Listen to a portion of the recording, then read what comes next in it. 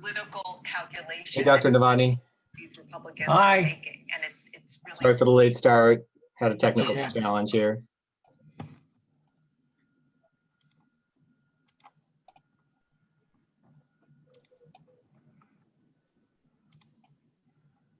I'm here. Good to see you. You too. Trying times though, aren't they? Yes. Okay. Hello, everyone. Hey, Sorry for the technical difficulties, but we're here. no worries. I was trying to figure out, are there two different links? I hope not. Okay. Let me just see, because I had tried to log in before and then it was taking me somewhere totally different. Yeah, the problem is that we created this meeting a year ago and it expired, so it's no longer in the schedule okay. for this account. Right. So I didn't realize that until just right now. Oh, nice. Okay. Well, perfect. Hi, everybody. Hey guys, Hey, no beard, no mustache. I know it's been an eventful holiday season. Sorry to leave you hanging, Ross. You're alone now. I was just going to say, you told me that you never had a mustache, and then now you had one. I've only ever known you with a mustache, so for me, this is a bit of a shock. I look strange. But I'll get used to it, I guess. Yeah.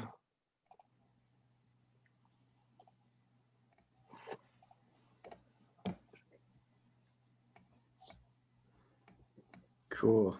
I'm going to share my screen so everybody can see the agenda. We can go ahead and get started doing our round robin.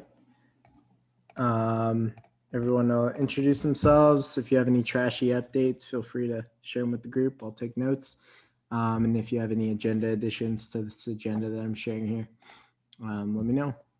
So yeah, I'm Win. I'm a co-host with Tony Hale in this group. And let's see, trashy updates. I'm really looking forward to the trash data dive that we'll be talking about. It's been something we've been working on for a couple of weeks, and so looking forward to that. And oh yeah, I have some cool stuff to share for the trash taxonomy paper to get everybody's ideas. So looking forward to that too. All right, I'll pass the mic over to Ross. Hey, everybody. For those of you who don't know me, I'm Ross Cooper, Sea Grant Fellow with the State Water Resources Control Board. And actually, I just realized this actually right now. This is actually probably going to be my last meeting in this subcommittee. I know I'll still be working with some of you, but my fellowship's actually running out in about 3 or 4 weeks or so. So I won't be at any more of these meetings, but we have a new fellow in the OWIMA team, Corey Clatterbuck. And so I don't know exactly what she is going to be doing over the course of her fellowship, but I imagine she'll still be involved quite heavily with the trash stuff. So obviously Greg and Allie will get in touch with you guys, and she'll introduce herself at some point. So Corey, I believe, is starting in the beginning of March. I'm not positive about that. It may be later in March, but I think it's early March. But she'll get in touch with all of you guys. She's awesome, and so you guys will be in good hands with her. And then I have some more updates on the trash data dive, but we'll be talking more about that later. And I will go ahead and pass it over to Gary. Hey guys, Gary Conlon, Second Nature. Also looking forward to the trash data dive. Seems like you've been working pretty hard, Ross, putting that together so far on the planning side. Win, it looks like you're working hard, you and Hannah ticking off all those comments on the paper. So I can't wait to see what results from that next revision. seems like just a ton of work, and nice job on that, you guys. Pass to Thomas. Hello, everybody, and Happy New Year.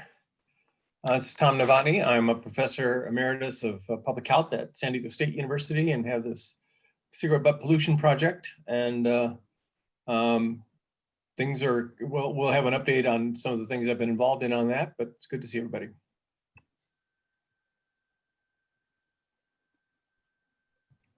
I'll go ahead and jump in. Tony Hale from San Francisco Estuary Institute, and along with Wayne, I'm co-lead of this subcommittee.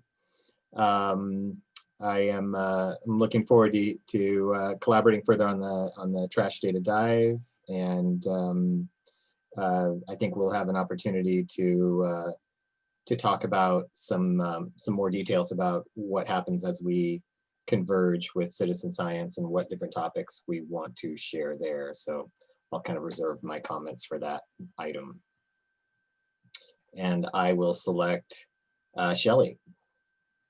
Hey everyone, Shelley Moore. I work for the San Francisco Estuary Institute, and I am also co-chair for the Trash Monitoring Work Group.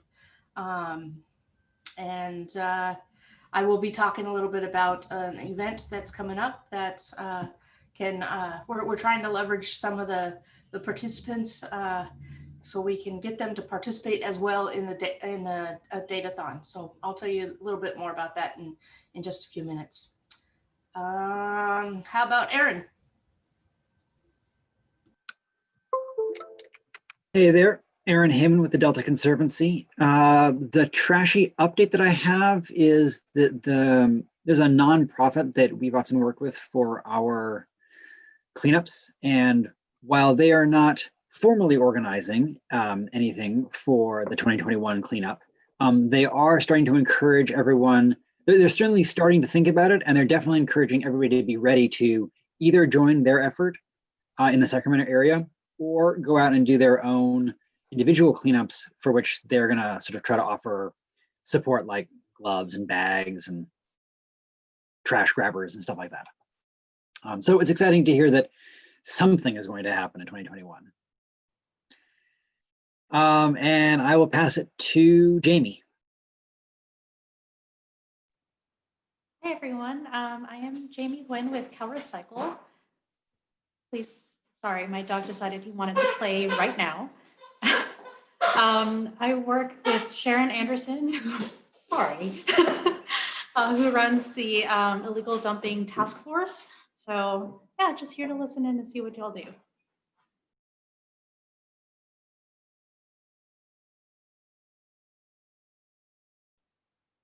And sorry, Jarma? Hi, yeah, thanks. This is Jarma Bennett with the Office of Information Management and Analysis at the State Water Board, and I'm glad to attend so I can hear what else is going on in OWEMA since there's updates that Ross gave I wasn't aware of, so wonderful. But I don't have any other trashy updates, and we can move to Jennifer. Hey everyone, this is Jennifer Hart with the Surfrider Foundation. As far as trashy updates, we are gonna continue to push for our solo cleanups that we started doing about midway through last year. And then we are also looking to add a couple of new items to track with Surfrider's database. So trying to just keep the flow of information coming in and keep it relevant to a lot of the items that we've got requests to add to our database. So should be a good 2021.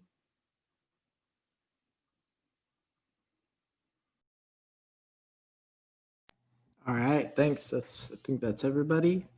So we will first jump right into some questions I have for the group about some updates to the trash taxonomy paper. Many of you are co-authors on that paper, and even if you're not, I would love to have your input on this. These are some challenging questions that we have to deal with. Really, if you want to get a brain aneurysm, try to build a hierarchical data set. That's the best way. So anyways, so as many of you know about the trash taxonomy, what our goal is to merge all of the words people are using to describe trash. So we want to be able to make a framework which can take in one group's survey sheet that says forks, spoons, napkins, and another group's survey sheet that says utensils, and say, well, the forks, spoons, napkins are actually a sum of what the utensils is, for example. And one of the things that we noticed when we were digging into this, so we've built out these different hierarchical frameworks and alias frameworks to describe the relationships between trash survey sheets. And we can directly say how comparable one survey sheet is to another based on their alias relationship. So based on the how many words are exactly equivalent between survey sheets. And that's what you're seeing here. This is a matrix that says these are the material types and these are the item types. And this is the average comparability for each survey sheet to all of the other survey sheets. Yeah. Sorry to interrupt, but would you mind just kind of putting it at about 150% rather than 100? I don't know if others are having microscopic challenges here. Oh, my, yeah. No, just the Zoom. If you could just, oh, yeah, sorry. You don't need to change the graphic. Yeah.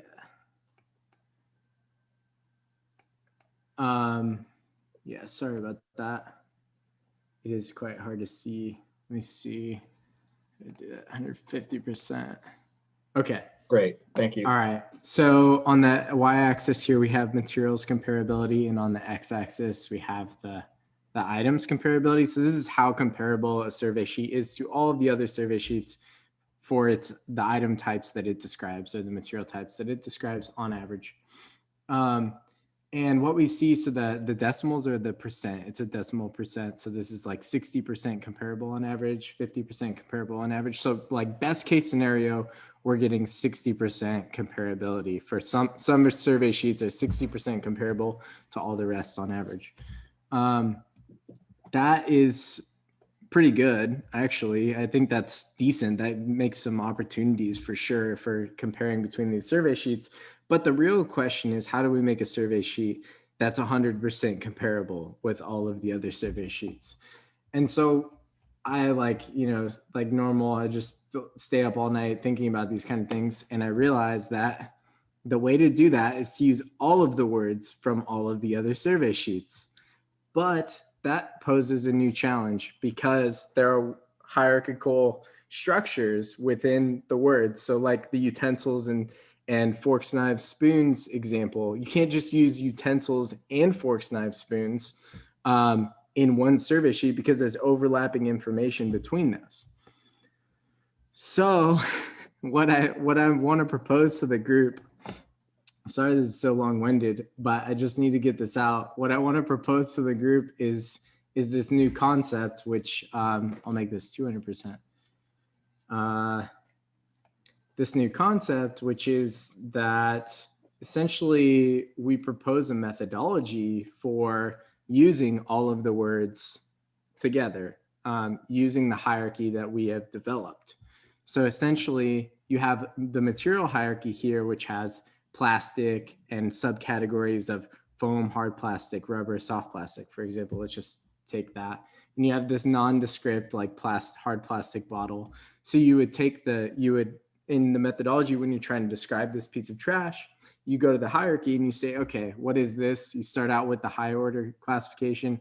Oh, it's a plastic. Okay, what type of plastic? It's a hard plastic. All right, that's the word you're going to use to describe that. But if it wasn't described as a hard plastic and it wasn't described as any of these other ones, then you would just say plastic. And so similarly with the item classes, you can do the same kind of thing. So for this, it's like some sort of beverage bottle. We have finer detailed descriptions that we could use, but because this isn't very descriptive, we're just going to use beverage bottle to describe this piece of trash. I'll just stop there to see what you all think about that. I mean, it's like a new methodology. You could imagine people going out and they're surveying trash, right? And they see a piece of trash and they open up the hierarchy and they drill down. What's the most descriptive word that I can use to describe this piece of trash? And for every single piece of trash they see, they use that word. I think that this is really the only way to get a 100% comparable data set to all these other data sets. But maybe there's some other ideas too. So just so I fully understand the thing the problem here, I think that hierarchy of selection where you start with material and go to the down through the selecting plastic and then hard plastic, etc., and then the Right. item, that is roughly already captured within the SMC tally method. I don't think it's very different insofar as the way that it's structured is that you have it is more broadly hierarchical in that it has material first, Right. and then under material, then you have the types. So Yeah. you don't start with the item, you start with the material. You go, okay, is Right. it plastic? All right, then I'm going to find it. I'm going to find bottle under plastic and Yeah. then select that. So it's already been rendered into a hierarchy with material above the type. Right. And that seems to work okay because then it allows you to roll up to the material, even Yeah. if you have, let's say, pieces of something and you don't know what Yeah. it is. So I don't know why what you're proposing is different from that. Yeah. So the slight difference is that when you have these nested structures, you could opt to choose something that is, so like for item classes, we have 6 levels of hierarchy here on some of the item descriptions. And you could choose still to describe something with a higher order of classification, whereas you're pretty much forced into the most descript order of classification when you're using like a standard survey protocol like the SMC. Mm-hmm. Can you clarify when that what you're showing there, materials class and item class, are 2 different fields? Yes, 2 different fields. Yep, that would describe the trash. I like what Tony's saying too about kind of merging these two. I think that would help for drilling into the information better. Yeah, just to go off that. So the way it is now, if I was out doing a cleanup and I picked up this bottle, would that mean that I'd have to enter information twice? Like I'd make sort of 2 different selections, one in the materials categories and one in the item category? Right. Yep. Yeah. You would. Yeah. Yeah, it's definitely more of, I don't imagine this being printed off for most use cases. I think you'd need to build some sort of application that could actually run this. Yeah. So when I really appreciate the way that you've constructed the nested hierarchies, and I think that that's really valuable within a certain context. Within trash surveys, though, I think your average monitoring practitioner wouldn't want to have to drill down through all of those nests in practice. Right. You can imagine like you're out in the field, you're looking at this huge area where there's a bunch of trash, and for each one you not only have to select the material and drill down through to find the most descriptive thing, and then do the same thing with the item. So there's a practicality issue there, but which isn't to say the hierarchy wouldn't be valuable. It's just that I would think that with a lot of the data sheets, they might be kind of like overlaid into this hierarchy, and with some fidelity. I know you said there's only at most a 65%, correspondence here or comparability, but I think that one of the things, if you look at the 60 or so items on the SMC method, for instance, it identifies the things that you're most likely to find, and then there might be other. So there's a point of diminishing returns where you're not able to get every single item possible, but it has a lot of the most commonly found items listed. And we could map, I would estimate like 90% of what's in that survey into your hierarchy. It just would be mapped after the fact, right? So in other words, there might be on the data sheet, it might say plastic and then bottle. And that might be as far as we want to go, because we're not interested in necessarily getting down whether it's a beer bottle, a iced tea bottle, a juice bottle, or whatever, right? And so I think that that would get you at least down to, let's say, where you have beverage bottles as the category that you identified was appropriate for the thing you have here. And you know it's plastic because that's how you would translate it from that data sheet. And I think that that's very common among different kind of data sheets, but I could be mistaken. So I think that you could take the results and still kind of place them into these two fields by a kind of post-production analysis. Right. Yeah, they definitely can be, and I think that is one use case, and we are. I'll show you the next part. I'm doing that, but for this part, it's really the question of like I don't think that this is for most people going to be a practical solution to actually have 100% compatibility with every other survey sheet. But I think that this, if you wanted to do it, I think that this is the way to do it. So that's kind of the question that I'm trying to get a feel from the group is like, is there another way to do this? One quick question, the way that I'm doing it. Yeah. One quick question that I don't see here, but maybe you have it in mind. What if I'm interested in brands? You know, because brands are the interest of a lot of people. So let's say Dr. Novotny is out there doing his surveys, and he's interested in telling the difference between not just cigarette products, but whether it's a Marlboro or Cool Lights or whatever it is, right? And so where would I find that within, I don't know, the material or the item? Neither.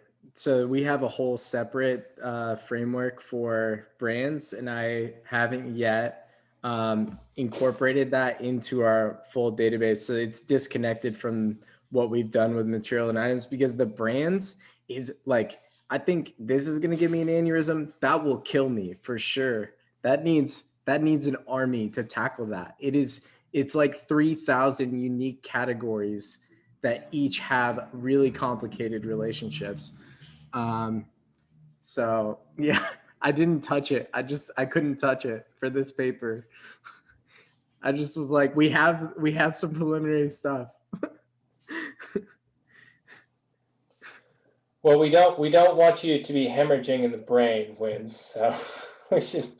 I think that this is a super difficult problem that you're confronting that isn't unique to this context, when you want to synthesize all these different types of data sets, right, for a different objective, right, than each of the individual data generators designed their data collection methods for. And so there's necessarily going to be some degree of compromise and conflict between those objectives. And I think that I think you've convinced yourself that it's probably impractical to sort of do the dictation from above, right? Like say, thou shalt give me the most granular information about your trash, regardless of what your organizational objectives are, right?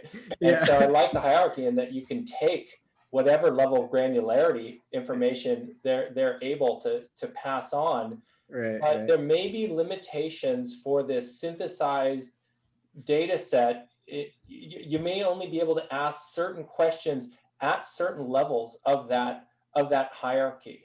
And that may be that, you know, finding the levels at which those questions could be asked. Maybe that's the way to address how many options are provided in a standardized form. I'm not sure I'm helping very much. I'm just trying to say that I don't think that there's an easy solution to the problem that you're confronting now. It's just going to need to be driven by the purpose of this synthesized data set, which compromises you pick. Yeah. You know, when we haven't really gotten into AI, machine learning on all that stuff, but it should be said right away that what you've done here with this taxonomy is actually gold for the kind of continued refinement of machine learning algorithms, because you can imagine that, let's say your algorithm can detect bottles. That's great. But then you want to train it to within that class of bottles to then get down to be able to detect, you know, a 5-ounce bottle versus a 8-ounce bottle versus a 12-ounce bottle, what have you. Well, you can do that, and you can isolate that class and then focus on it and iterate and train that and improve. So, but by having the kind of those more detailed and granular and nested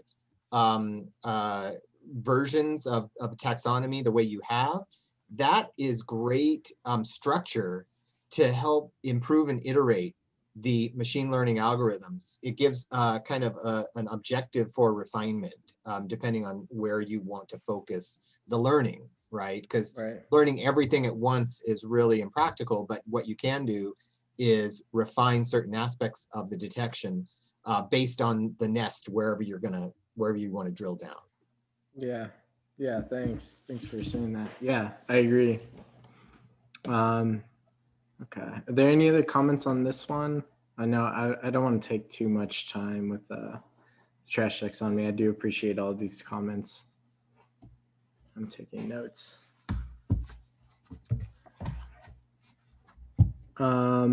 Okay, so just one more real quick. Tony brought up the idea that we can bring things into the hierarchy after people have collected surveys.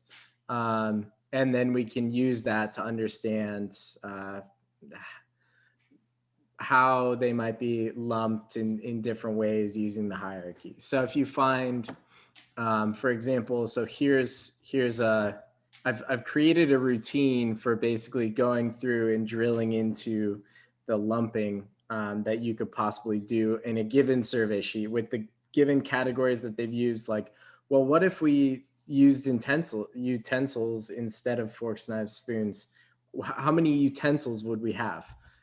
This routine goes through and does that. It will sum the counts from a trash survey into the higher order classifications. And it will also do that with multiple survey sheets. So if you want to join all the survey sheets together, a bunch of different ones that aren't necessarily one-to-one compatible, it'll put them in here. And you can then look at, so this is the material types from NOAA and SMC, which I just like made up some fake data of like the sum of the counts for these. And this is a joined hierarchical map of their counts. And basically what this is showing, so you could see these are the counts. So like if you chose to categorize at plastic, you would have 254 plastic versus if you chose to split up plastic and rubber, or similar things. If you chose to classify organic compared to classifying cloth and wood, you would have, 51 versus 25 and 26. So anyways, another thing, like I think that we're going at this point like 10 years in advance of where trash data is, but that's where we are. So might as well do what we can while we're here.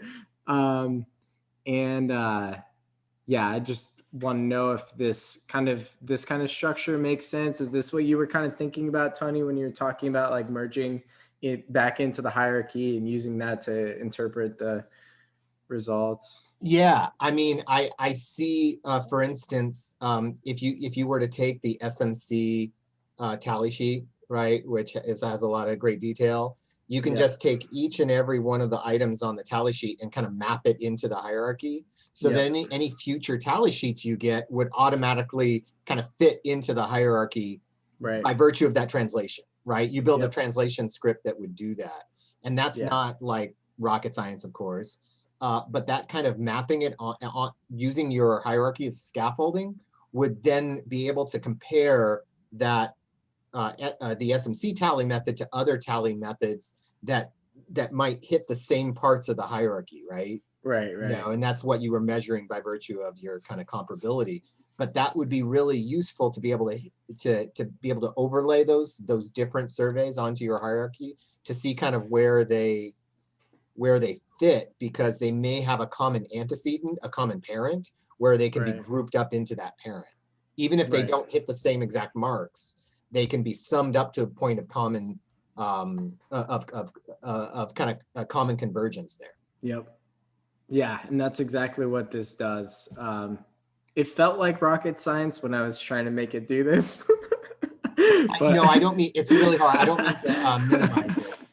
I just mean to say that the script can be written and understood.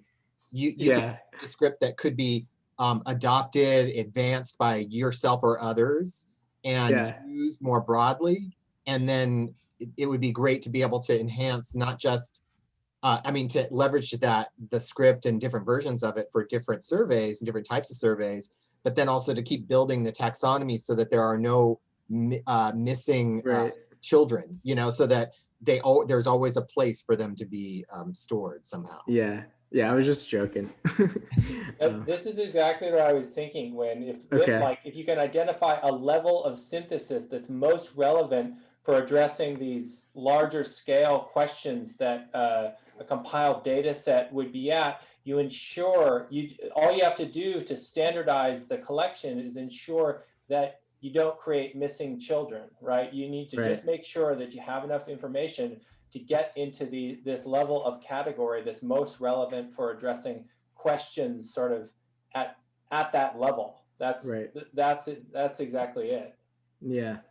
Some of the things that wouldn't be captured, I believe, in your taxonomy, and I'm not saying that you need to do it, but just to be aware that it probably wouldn't be reflected, are surveys that are theme-based rather than kind of material or item or brand-based. So things like automotive, tobacco, hazardous, those are marking kind of like common features that are not material nor item. You might think tobacco is item, but we're talking like the broader picture of like plastic film. If it's joined to tobacco, then it's tobacco related. If it's plastic film around a gift that you received that's not tobacco related, then it wouldn't be. So there are some broader categories, such as like automotive, where it might be a piece of metal that might come from an engine, and so it'd be automotive,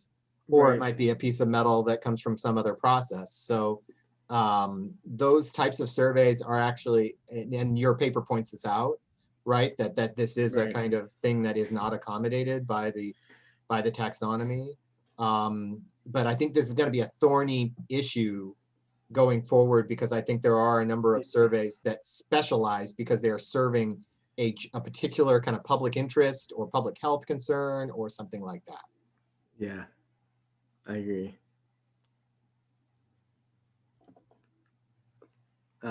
Thank you everybody for your feedback. If anybody has any other feedback, please, I would love to hear it. But I think that we need to move on because we have like so many agenda items today, and I don't want to totally take over.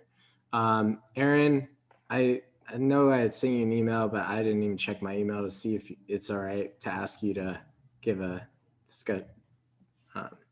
talk about the citizen science joining up with our group for a co-meeting.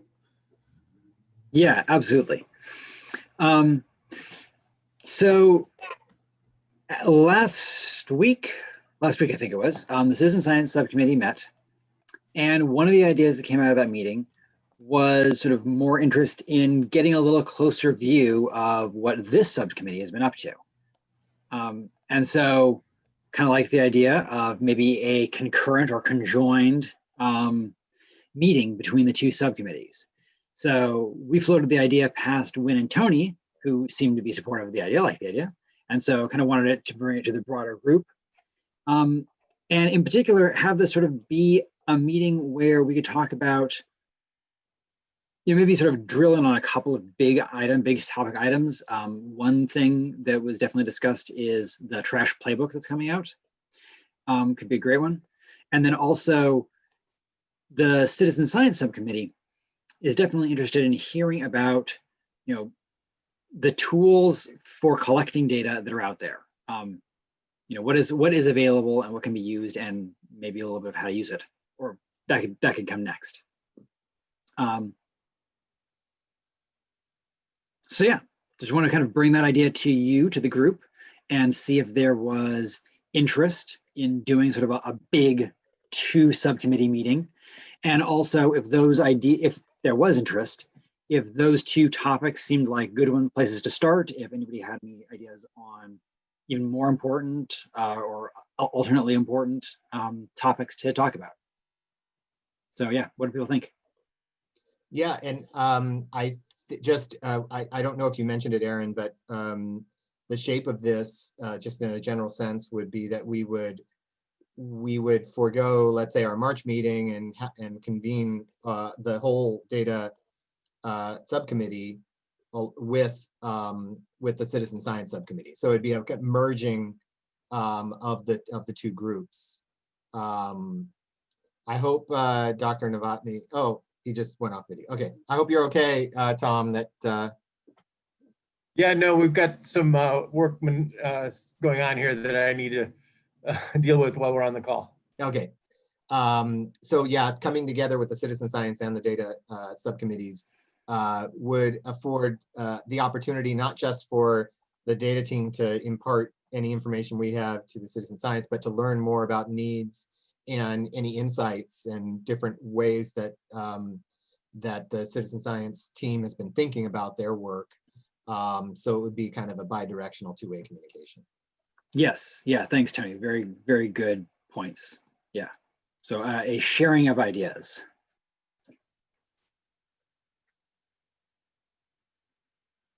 Are we thinking that it would be a 90 or a 60-minute at this time? Do we have a sense of how long it would be? Would it be just normal 60 minutes? I'm pretty flexible. I think both can be made to work. I think there are probably going to be discussions and questions and probing, so more time might be nice. But if it's impractical, if 60 is what works, 60 is what works. The reason why I ask is because I think the playbook would take kind of the whole meeting. And I think that the tools focus, if it's like, well, we need a tool to do this or the tool to do that, that would take the whole meeting. So I just think it's probably a practical concern. Just, are we trying to do it all in one fell swoop, or do we want to break it up into 2 meetings? Which is an interesting point. I mean, we could talk about doing a sort of conjoined meeting every something, quarter, 6 months, something like that. Mm-hmm.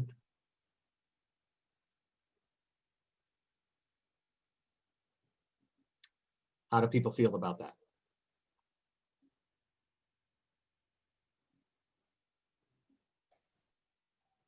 I think we should at least try one and maybe go for the 90 minutes and see how it goes. And then if it seems like we have a lot to talk about or a lot of directions to pursue, then maybe turn it into a recurring thing at a 60-minute commitment. Sounds good. That seems like a really good first play. Yeah. I noticed that Margaret joined us from US EPA. How are you? Good. Good to A see little you. overwhelmed. Today's been crazy busy, but otherwise good. Yeah. I don't know if anyone here has reason to have known that the Save Our Seas 2.0 Act passed, which means that EPA is now authorized to do more in this area than we have previously. We'll see whether we get appropriations to actually do that work. Those two things aren't always linked. But it's a pretty short, like 16 pages or something, and it includes some interesting things that I would not have expected, like transportation, which I think, in our mind is tires and microplastics. So I can send that to the group if people are interested, but it's a federal thing, so you may not be. No, I think it would be great to have, certainly. Yeah, please. Okay, I'll send it and you can just delete it if you aren't interested. Works for me.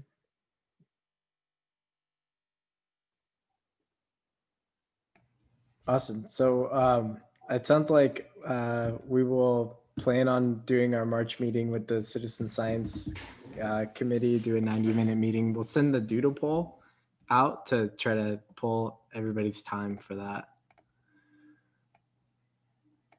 Cool. All right. Move on to Shelley to talk about the the course that you're teaching that will be overlapping with the trash data dive. Yeah, do I have the ability to share my screen? I will stop my share. I think you should, or Let me make sure you do, Shelley. Looks like I do. Okay. All right. All right. So a few months ago, Scripps Rady put out an application, a flyer and an application for an ocean plastic pollution challenge. And they had almost 300 applicants. And from those 300 applicants, they chose about 50 participants. You can see the breakdown here on my screen of the folks that they chose, and they don't just come from the US, they come from other countries as well. And the goal of this was to bring all these people together virtually and have them work as teams and participate in a number of short courses around plastic pollution. So if we look at some of the topics, these are the topics that came up and that will be presented. There's 6 short courses, and the participants will participate in those short courses, and then they will go off for a couple of months and they will try to come up with solutions based on the subject matter that they've been assigned. So you can see there's data mapping, there's all kinds of different things, policy, those kinds of things, and they will all be working on those. So there's some different research topics, and the data mapping group will be working towards solutions by using available data. So we are fortunate, I am fortunate that I have some really cool people that I know, and I have a group of people, myself, Wynn Calder, and thank you, Wynn, and Greg Gerhardt from the State Water Board, who are going to put on the short course for the data mapping section. The goal there is to let folks know what's going on, start off from a wider perspective as far as what policies are here in California, tell them what we're doing about coming up with solutions, talk about the trash datathons that we've already had, talk about this group, and also follow up with some of the tools that Wynn has been working on and working on in collaboration with others as well. The short course that we will be doing will be on the 21st, and that is very convenient because it is right before the trash datathon. So part of what's going to happen with the short course is where you're going to encourage those people who are participating in those particular that particular short course to participate in the trash datathon. So I spoke with Ross yesterday, and there is the anticipation that there will be some folks signing up from this event. And I think I have one more screen to show you guys. So the teams have been chosen, and these are the folks that are on the team. I wanted to give you an idea that they're not just students, they're professionals, and they are people who are working to come up with solutions for plastic pollution. So I can send you the link, share this link in the chat, and you guys can take a look at it if you want. But that's what's happening, and I'm anticipating that most, if not all, of these folks will want to participate in the trash datathon. That's so cool. Does anybody have any questions or comments?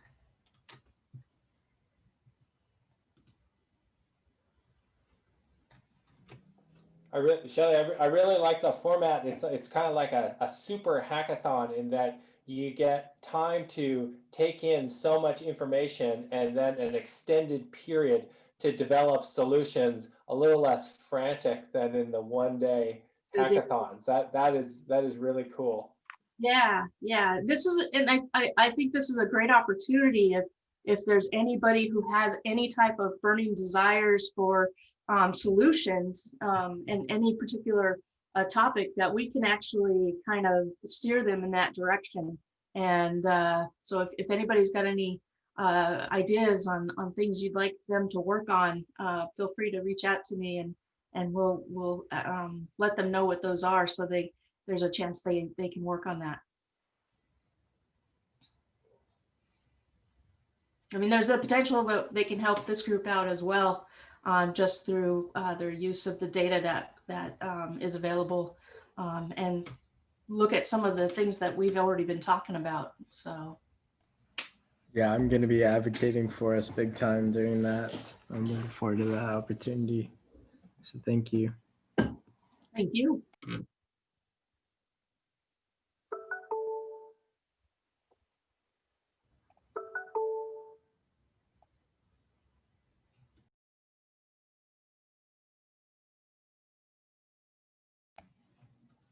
Any other questions for Shelley?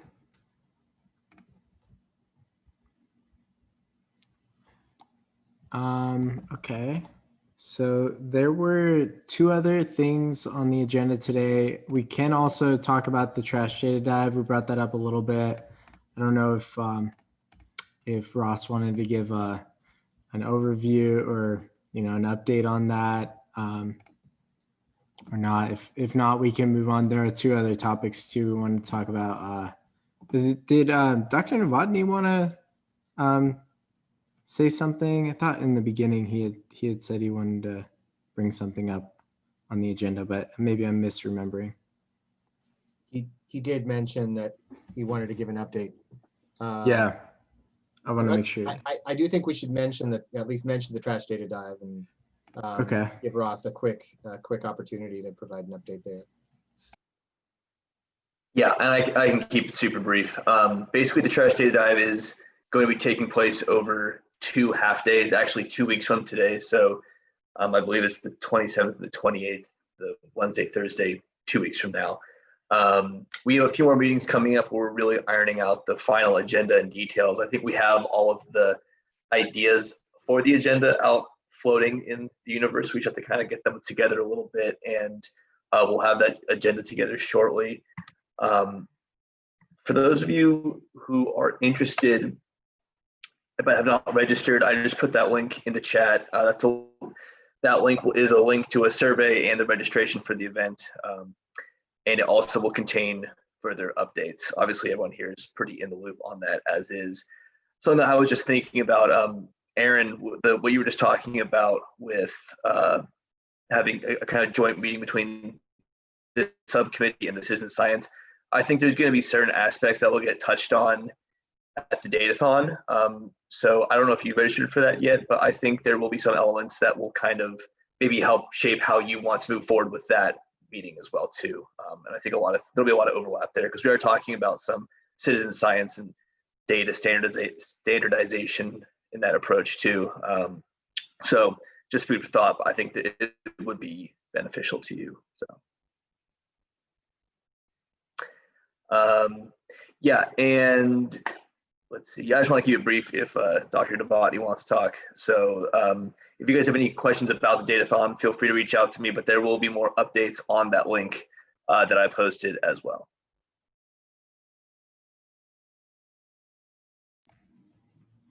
Any questions for Ross?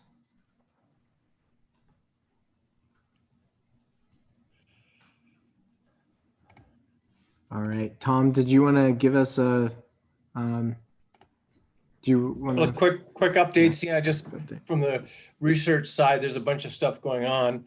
We'll be starting the economic study on tobacco product waste in the environment coming up starting on February 1st. Got Tony in the advisory group on that. Sorry about this. Got a leak out my deck here that they're going to be fixing. And we have another study that is actually looking at trying to map trash in the urban environment, and they very appreciate much the work that's been done by this group to try to develop an algorithm and a methodology for enumerating the tobacco waste in the urban environment in several neighborhoods in San Diego. So that's got launched just recently. And we have a paper that's now being put out on the impact of banning filters, that is actually testing smokers who were switched to unfiltered cigarettes. We didn't find a whole lot of difference except in their satisfaction and their receptivity to cigarettes. They don't like them, unfiltered cigarettes, which is good. That's what we want. We want them to stop, and making them unlikable is one way to do that.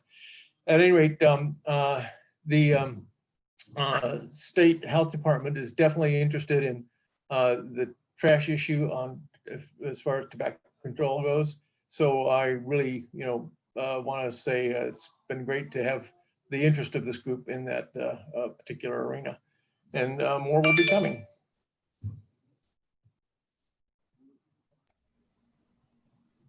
Thank you. Definitely looking forward to all those future collaborations. Any questions for Tom?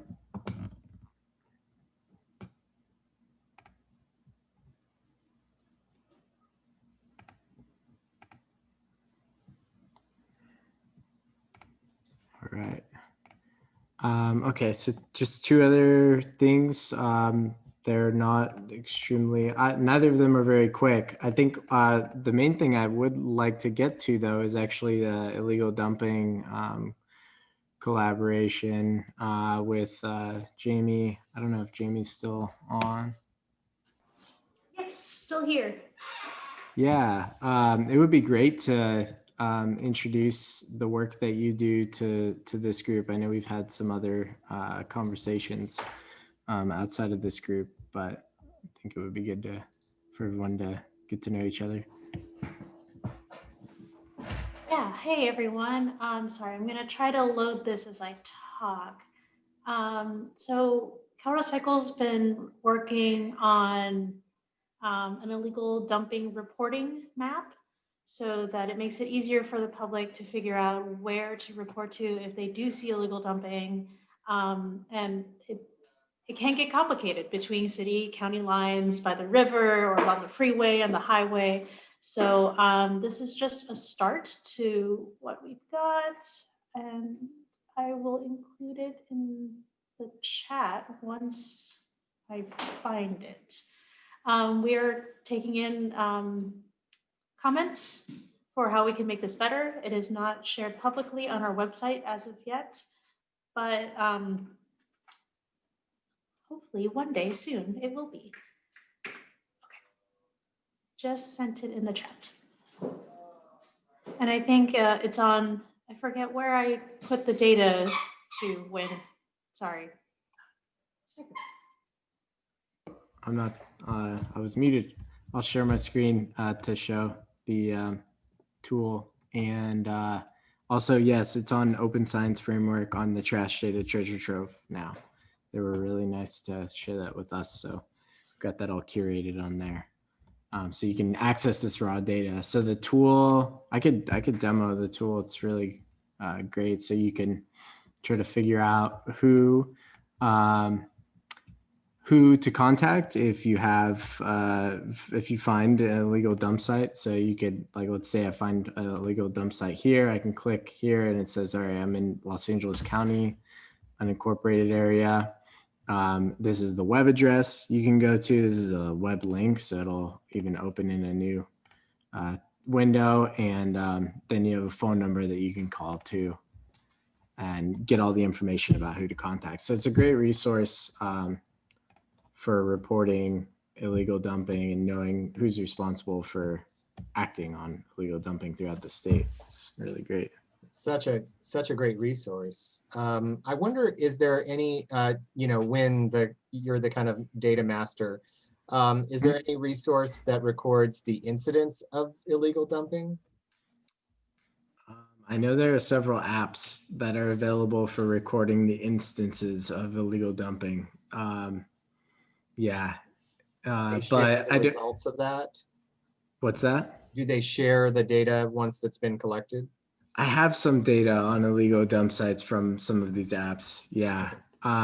the I worked with a group who wanted to streamline those reports and directly send them to the people responsible as like, you need to do something about this. Right. And I don't know, there was some discussion back and forth in our group about what the ethics of doing that, like spamming the people who are responsible for acting on trash. But anyway, it didn't end up going anywhere because we couldn't figure out what to do with it. But yeah, the data, there is data available on illegal dumping at various scales. I know Caltrans even has some that I have. So Thank you for demoing this, Win. And Tony, course. there are, if you go to specific cities and counties and ask for it, usually their public works department will have all of that data and know where the hotspots are. But that, I mean, that's a lot of cities and counties to contact for that information. Yeah, that would be a great job for like a master's student or something like that. Just go and call these folks. Yeah, Aggregate a everyone huge knows a database. data grunt. Yeah. Yeah. All right. Well, we're at time. Please reach out to Jamie if you'd like to find out more about the illegal dumping resources that they're working on. Thank you everyone for joining us. I think we'll have our normal meeting February, same time, but then March, we'll have a meeting with the Citizen Science Committee, and looking forward to seeing many of you at the Data Dive. Thank you all very much. Thank you. Bye. Thanks. Thank you. See you later.